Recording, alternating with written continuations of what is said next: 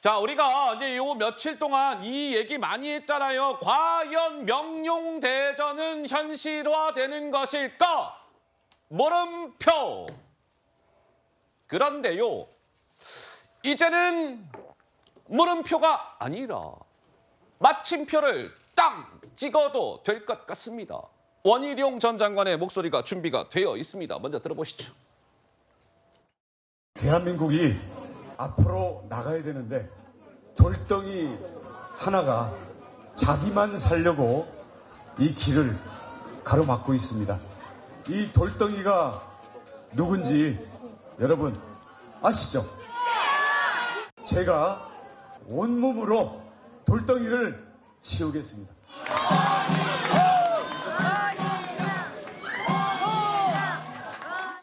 국회를 자기가 살기 위한 방탄마기로 만들고 있는 야당의 책임자, 발을 디디는 곳이라면 그것을 치우러 어디든 가겠습니다. 자, 그런데요, 지금의 이 모습은 어제 이재명 민주당 대표가 기자들과 간담회를 갖는 자리였는데, 어제 저 기자 간담회의 포인트는 이재명 대표가 1월 2일 날 그 흉기로 공격을 당했을 당시에 그 현장에 함께 있었던 기자들을 모아서 간담회를 가진 겁니다. 뭐 이런저런 이야기들을 이 대표가 했을 거 아니겠어요? 이런 얘기가 나왔습니다. 보시죠. 자, 기자가 이제 질문을 던진 거예요. 자, 이 대표님 지역구 출마요. 그거 뭐 어떻게 좀 하실 생각이세요? 이렇게 질문을 던지니까 이재명 대표가 아니, 그 지역구 의원이 지역구 그대로 나가야죠. 어딜 나갑니까? 그러니까 인천 계양을에 또다시 출마하겠다. 뭐 이런 뜻 아니겠습니까? 기자가 또 추가 질문 들어갔어요. 아니, 원희룡 전 장관이요, 만약에 이재명 대표께서 인천 계양을이 아니라 다른 지역으로 가면 거기 쫓아가서 원 전 장관이 출마하겠답니다. 어떻게 생각하세요? 아이고야, 저를 왜 따라와요, 원 장관이? 이해가 안 되네요. 이렇게 얘기를 했다는 거예요. 그러니 명룡대전 현실화, 저렇게 물음표가 달려있지만 사실상 이제 마침표로 바뀐 것 아니냐, 뭐 이런 얘기가 나오는데, 우리 김현주 대변인께서는 명룡대전 현실화, 글쎄요, 빅매치가 될 수밖에 없어 보이는데 좀 어떻게 보시는지요? 그리고 이재명 대표가 이번 총선에서 어떤 행보를 취할 것인가에 대해서 많은 분들이 이야기를 하지 않았습니까? 예? 그대로 계양을 해서 출마를 할 것이냐, 아니면 뭐 비례대표로 나갈 것이냐, 아니면 뭐 불출마 선언. 소수는 이런 이야기를 합니다만 저는 불출마 선언을 하기는 힘들 것이다라고 생각을 하고요. 그렇다면 계양을 해서 그대로 나갈 것이냐, 아니면 뭐 비례대표로 선회를 할 것이냐, 이제 이런 문제가 있을 텐데. 요번에 한동훈 비대위원장과 원희룡 전 장관이 함께 인천에 나아가서 선언적으로 이제 여기서 한번 내가 돌덩이 치우겠다라고 한 것은 예. 뭐 어떤 분들은 뭐 인천 상륙 작전이다라고 표현을 합니다만 저는 뭐 일종의 그물망을 친 것이 아닌가. 아, 그물망을 쳤다? 딴 데로 가지를 못하게 만든 거죠. 허허. 여기서 어떤 다른 선택을 하게 된다면은 마치 도망가는 것 같은 그런 모습이 연출되기 때문에 예. 그를 사전에 이렇게 차단한 그런 효과가 있다고 생각이 되고, 아니 왜 나를 따라오느냐, 그 이유를 모르겠다라고 이야기를 하시는데 예. 아마도 원희룡 전 장관의 속내는 그걸 겁니다. 어떤 걸까요? 지금 이재명 대표가 가지고 있는 그 본질적인 그 사법 리스크가 있지 않습니까? 예.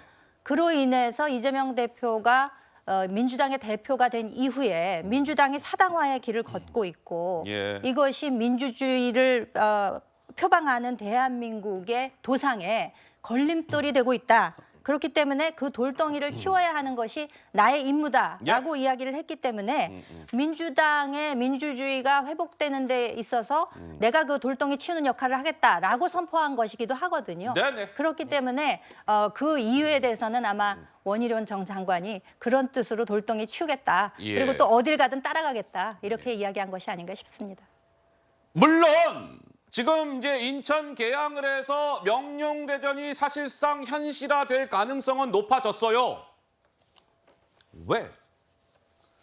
이재명 대표가 비례로 가기는 쉽지 않을 겁니다. 뭐 이렇게 저렇게.